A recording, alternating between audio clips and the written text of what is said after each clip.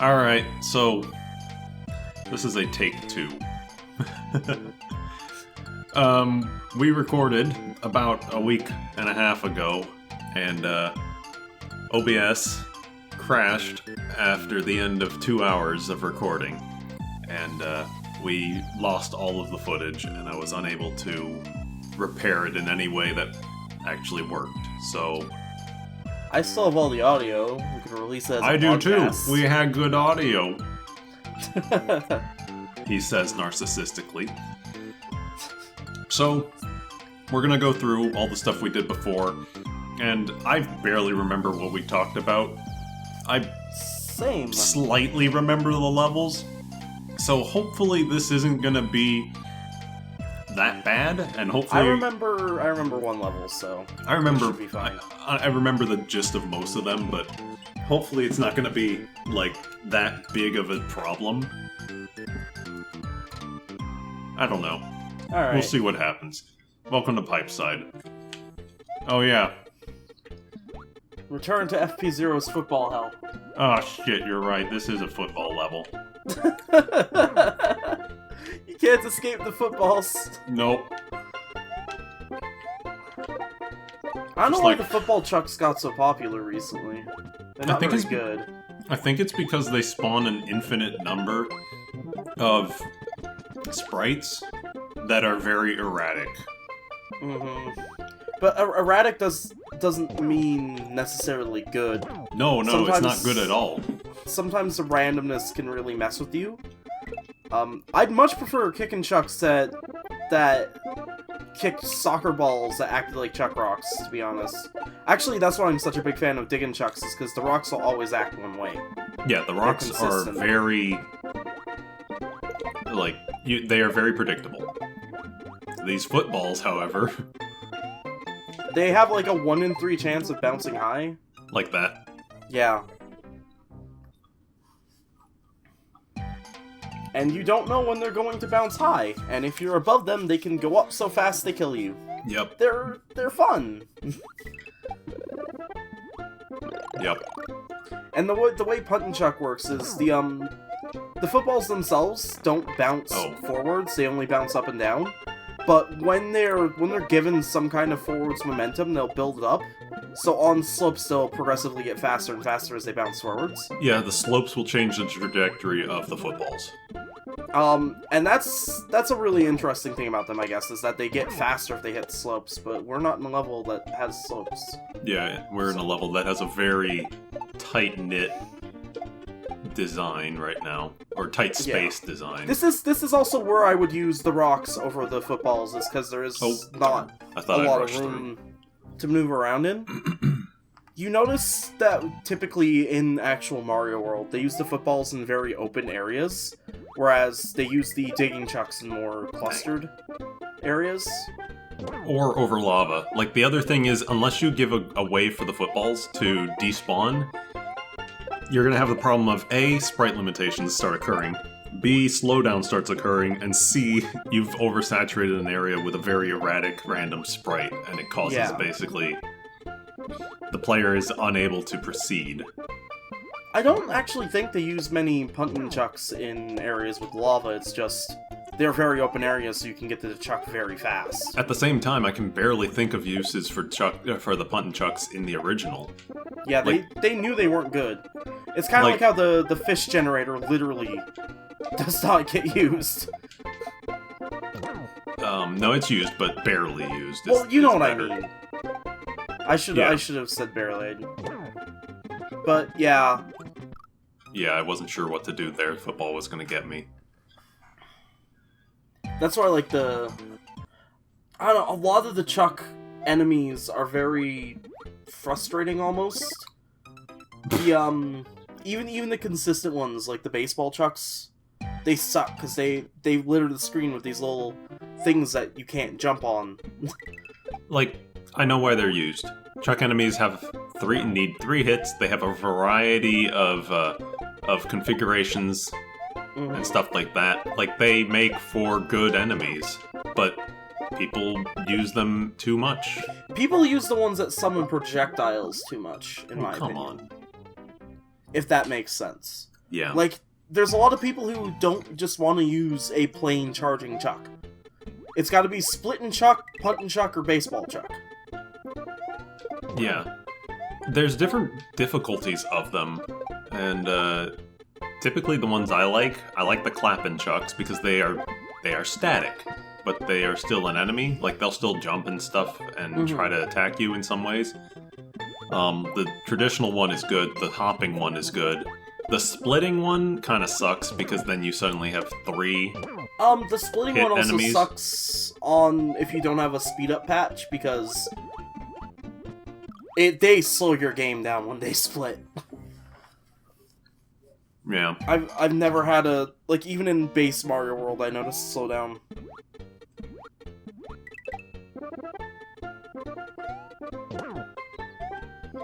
You're really not going for that mushroom, are you? I'm trying to, but I'm getting the timing all wrong. There might be mushrooms up here, but I'm just... It's football hell, why would you even check? Yeah. There is one.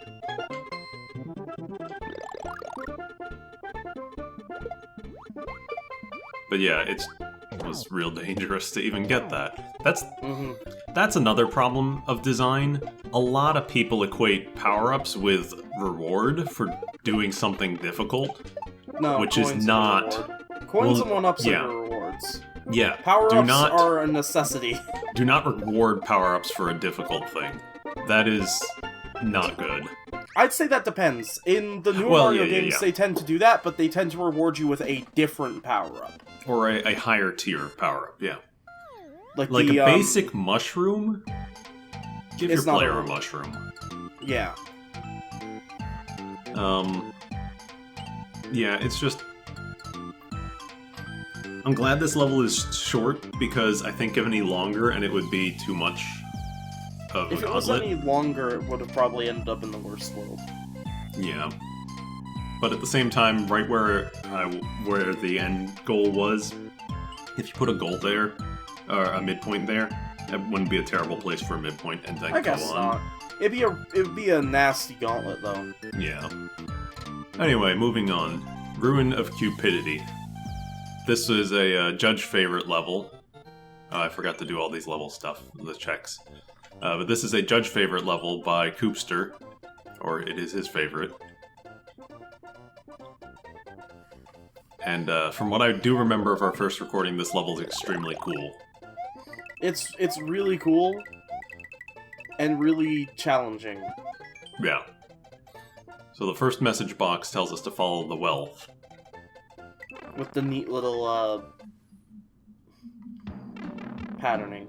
Mm-hmm. So basically, don't fall in the holes, follow the coins. Yeah, follow the coins, and even though there's dangerous setups coming, the coins will direct you to a safe path. For the most part. I say right as I get hit by a saw. Spin jump there. Why'd you say spin jump? I just the reacted.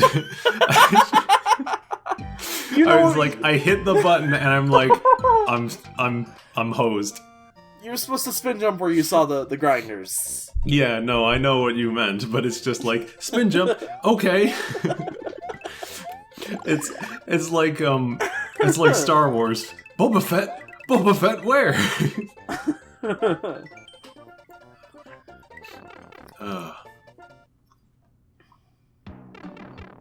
I was like, oh, I know how this level works. I know the gimmick of this level. I'm not gonna have any problem with it. Gets hit by saws and falls in a pit. There you go. Yeah. You get to keep your power up. Yeah.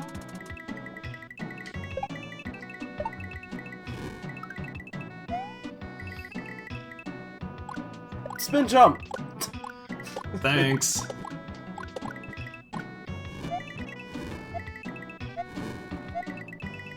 I do think the fireball setups are kind of cool.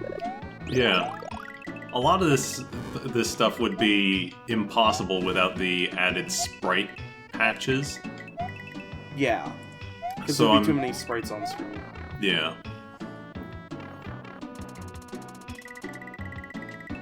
Anyways, the first part of this level is really straightforward. Yeah. Follow the coins and you're all good.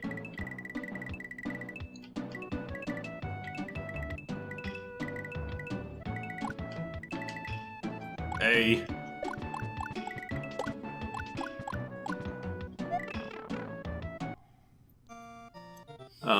And yeah, the second half is different, but similar idea, different. A lust for wealth shall lead you to a miserable life of misguidance. Don't follow the coins. Yep. You followed the coins. Yep. So, the coins will lead you astray. You're supposed to spin it. I'm aware. Yeah, one thing we commented on, I think, about this level was... the first time was... there's kind of a lack of replayability in it, because it's a straightforward puzzle setup, almost. I'm amazed I got all of those. But I realized at the very last oh, right, this pit. I also remember the first time when we hit this pit, I was too surprised by it, and this bony beetle landed on my head and killed me anyway.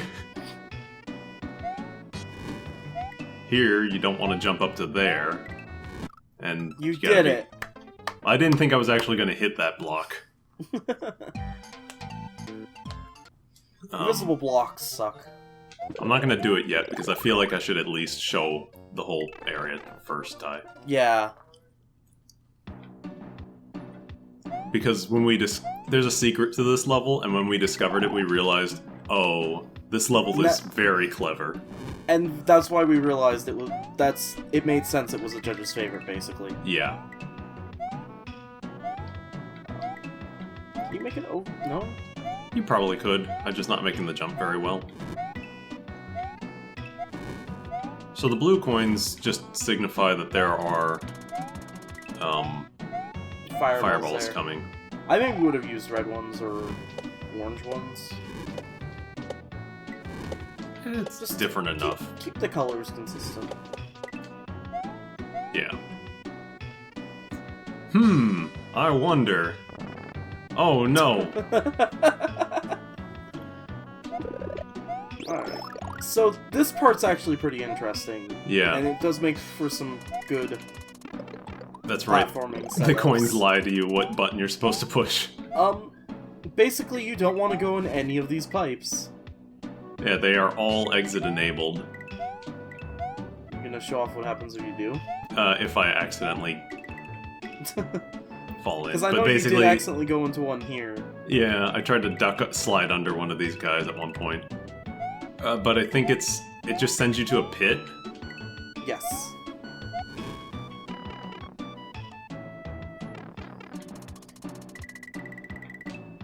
I'm gonna take an intentional death here. Okay. Because I want to show off what makes the level really clever. So back at the midpoint, there are two pipes here, and the message box tells you, don't follow the wealth. Well, just take this pipe instead. And it skips that first segment of the second half. When we realized this... Yeah, I mentioned there's a second pipe, try taking it, and we were like, oh... It had no coins over it. That's usually how you signify this pipe's exit enabled, go in it. Yeah. So, that was just... It was a really cool realization on our parts. And, yeah. I think it's a real neat way to work in the whole theme of the level. But now we want to avoid the coins as much as we can. Which really is difficult, because it goes against what you think about Mario. It is, yeah. Because coins are usually a reward, and they're what you're supposed to follow. Yep. So avoiding coins is not a natural thing. Also, we're not supposed to follow the coins still. The message box didn't tell us to. Yep, there is a pit down there if you get the thing. Kaizo trap. Yeah, but it is signaled. You just gotta be paying attention. We were not the first time. I figured we're out of the thing, maybe it's safe. No. Nope. It was a fortune box. But yeah, that's a super cool level. We really enjoyed it the first time around. Yep. And yeah, I think I can easily see why a judge would have really enjoyed that thing. I enjoyed it the second time around as well. It's a bit more fun knowing ahead of time, but yeah, it's... There's also... The discovery was also really fun, too. Let's see. Peaceful Grasslands. I don't remember this one. I don't remember this one either, but I am going to real quick... Oh, now I do. I remember that color. Yeah. I'm going to reset the Yoshi coins, and then I'm going to start select. Okay. So, Peaceful Grasslands. Yeah, when you collect all the Yoshi coins, obviously, they won't show up anymore. But thanks to SMW... Oh, I remember this. Thanks to SMW Central's assembly wizardry. They added a little menu to be able to reset that in case you want to for some reason. Yeah.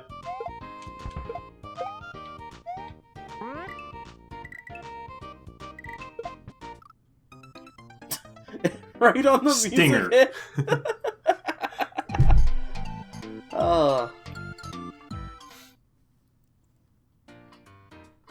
Let's try that again. Perfect. I think we had a comment about these munchers at the start. There's no reason for them to be there. These grasslands are also very not peaceful. At least the munchers aren't flowing. That's true. That would look real bad and tacky. And it wouldn't be accepted at Super Mario World Central. Yeah, it wouldn't be in the worst world. So... Oh, whoa. Okay, that bullet just gave me a haircut. Really dodged a bullet there. I don't know how that worked. Should we explain the floating munchers thing? That's up to you. Basically, I shouldn't even ask that question, because that means we're gonna have to explain it. Should we explain something? No. Okay! Yeah, no, the floating munchers thing, came around years ago, and, basically, the munchers in some levels were set to not be attached to anything, and it became a sign of just really shoddy, of a lazy developer. Like a combination of floating munchers, cut off, a big one was, cement blocks everywhere, like building your level out of cement blocks. Yeah, like, again, it's more just, like, signs of a lazy developer. Mm-hmm. To the point where it became a joke.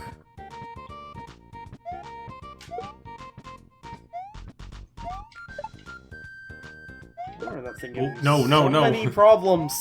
I've made things worse.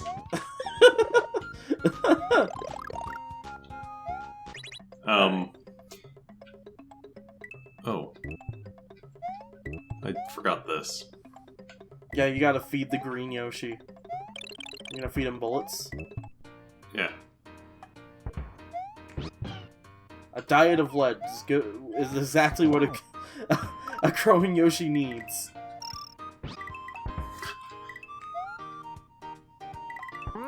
Sprite-only blocks are weird. There's a secret. You need a Yoshi jump, that's it. Yep. Good secret.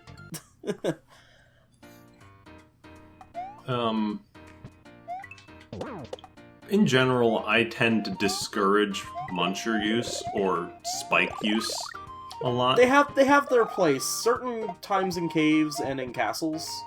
Yeah, but in general, people like to use them as just cheap difficulty. You'll find that in most games that you can ROM hack, honestly. Like, Super Metroid has the same problem. People like to use spikes, and in that game, the way that since it's a tile-based game, not an object-based game like this, you can make a spike be any tile. Mm-hmm. Or you can make any tile act like a spike. Technically, Well, you you can do can- that here too, but it's with the power easier. of map 16. It's easier because it doesn't require map 16 and stuff like that. Yeah. But the point is, the problem of fake difficulty is endemic to a lot of ROM hacks. Well, and part of that comes from the fact they want to make it harder because they're good at the game. I Yeah. understand where it comes from, but I do too, but it's like, what good does this ceiling of munchers do? Or that pit right there, I guess, just means, oh, I can't fall in there. I'm okay with those pits because in a Well- harder level they'd be bottomless. Well, if you'll amuse me for a moment, I messed up the phrase. Because Mario There's World no actually point- does that with them. Well, no, what I'm going to say here, there's no point in this pit right here. You could make it so that the launcher is a threat right in there, but because the munchers are right there, you can't even go and be in danger from the bullet bills. Mm-hmm. Like, you're in danger if you're over here, but it's off-screen enough that the bills won't really spawn. Now it's You okay basically because of have the to- way you come in, but you're still not going to wait around. No, I don't know. you have to basically fall in the pit, but if you fall in the pit, you get hit by the munchers anyway. Yeah, and This level, I agree, kind of feels like they were at as an afterthought. yeah, It's just... and that's how most people tend to do the munchers. Is they almost always feel like an afterthought, like well, I don't have anything sitting here, Mhm. so why not just put something here? Okay. I think that's just a cape, which you use to get the, Oh, you can make that jump, yeah. Yeah. But so, munchers are rarely used well. And they got a real bad rap because people just love to spam them everywhere. Mm-hmm. Like, See, yeah, I don't like I using would them almost myself. have them in these caves instead of the lava. If you're gonna use them. Especially in a level that potentially gives you a Yoshi. If you put them... You can just walk over them with Yoshi. Yeah, like, since they have that unique interaction with Yoshi, you can use them in interesting ways, certainly. It's just, those ways are typically squandered. Mm-hmm. Well, Rip that shell. you don't need it. Anyways, this has been Munchers 101. You end up seeing some weird people try to get creative with them, like putting them on vines and stuff, but it's like, but then you can walk through the vines, so you can just walk under the munchers. It doesn't really make much sense, because they're a solid block, they're not a sprite. Yeah. So it's odd. They're used most of the time not well. Mm-hmm. And people just like to use them a lot because they allow you to make challenging jumps. Yeah. Or tight situations where you have a ceiling of them, meaning you can't jump too high. I don't know. There's legit uses, but we're sort of repeating this point more than I meant to. So let's move on.